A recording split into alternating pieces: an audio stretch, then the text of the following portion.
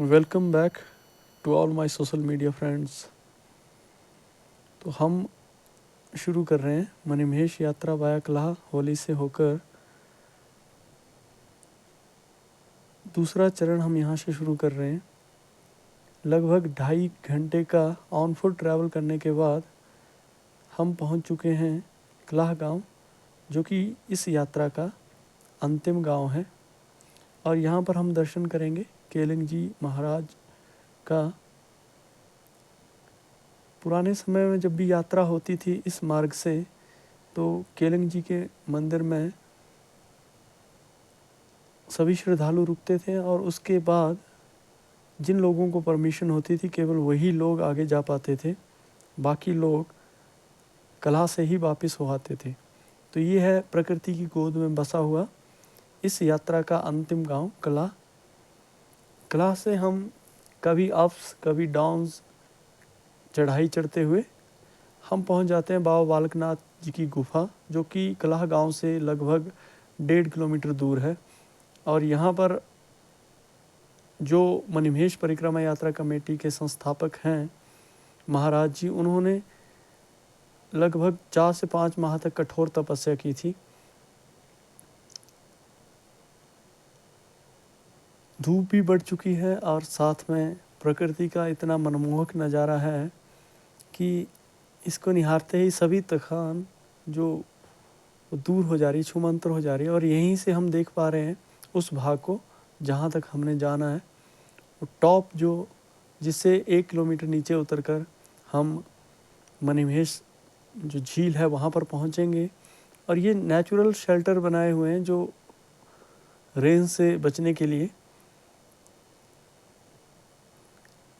इस ट्रैक में आप कभी भी ऐसी स्थिति नहीं होगी कि आप या तो बिल्कुल खड़ी चढ़ाई कंटिन्यू रखेंगे, कहीं पर आपका अप स्टेप्स हैं तो कहीं पर डाउन्स हैं, और उससे एहसास ही नहीं होता कि आप जो है वो इतनी बड़ी हाइट पे ट्रैक कर रहे हैं। प्रकृति ने इस क्षेत्र को भरपूर सुंदरता के साथ नवाजा है और ऐसे विहंगम जो दृश्य हैं वो हमें दिखाई देते हैं इस ट्रैक से कि जिनको देखकर मन स्वतः ही शिवमय हो जाता है।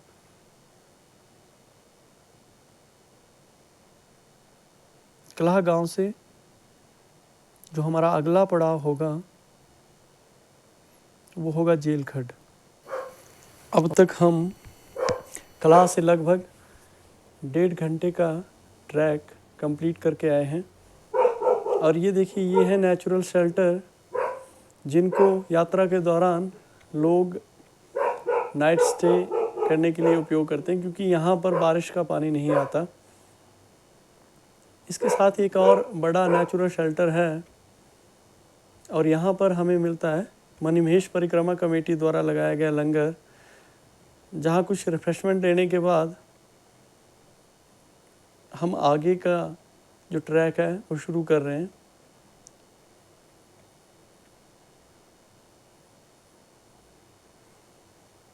कलाह गांव से लगभग 3 घंटे हमें चलते हुए हो चुके हैं।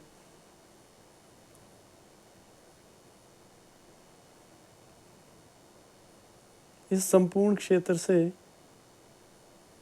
जब हम इस विशेष क्षेत्र में, जो कि देवदार की वेजिटेशन से भरा हुआ क्षेत्र है, यहाँ पर पहुँचते हैं, तो यहाँ पर झिंगूर की आवाज़ें आपको कुछ समय के लिए ज़रूर ध्यानस्थ होने के लिए मजबूर करेंगी। और साथ में ही कल कल करते हुए झरने जो कि सुदूर दिखाई देते हैं, वो आपको मोहित करेंगे।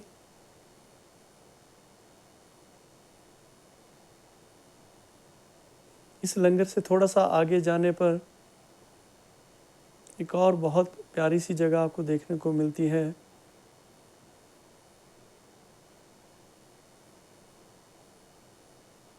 सबसे ख़ास बात यह है कि जब भी ट्रैक के दौरान हमें थकान का एहसास बिल्कुल नहीं हो रहा है, क्योंकि ना तो जेंटल स्टीप या कंटिन्यू स्टीप है आपकी, और ना ही कंटिन्यू डाउन्स में हमें चलना पड़ रहा है। कभी अप्स और कभी डाउन्स, मेंटली रिलैक्स कर रहे हैं। और ये सामने दिखाई दे रहा है हमें धन,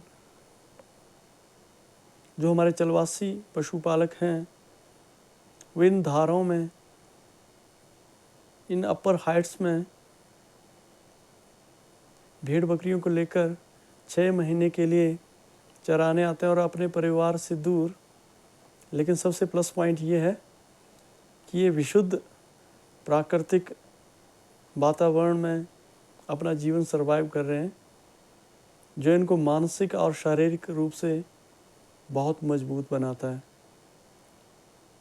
इन प्यारी सी बकरियों की अटखेलियाँ देखकर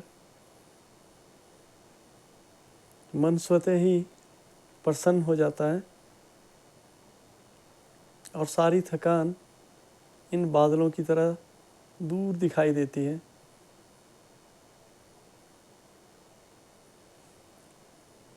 ये वो प्लेन्स जगह हैं जिनको पशुपालक रात्रि के समय स्टे करने के लिए उपयोग में लाते हैं, क्योंकि किसी भी तरह की जंगली जानवरों से सुरक्षा के लिए ओपन प्लेस हैं। और ये हमें दिखा एक प्यारा सा कुत्ता और बहुत छोटी छोटी बकरियों के मेमने बच्चे, जिनको देखकर मन प्रसन्न हो जाता है। धरमड़ नामक इस जगह से अभी 1 घंटे का सफ़र और जेल खड़ी के लिए तय करना है। अगर आप चाहें तो यहाँ पर भी रुक सकते हैं। यहाँ पर आपको शेल्टर मिलेगा। अगर आपके पास खाने पीने का सामान और रहने की व्यवस्था है, आपके पास स्लीपिंग बैग्स हैं, तो आप धरमड़ में भी रुक कर कुछ समय बिता सकते हैं। आप चाहें तो नाइट स्टे भी यहाँ पर कर सकते हैं।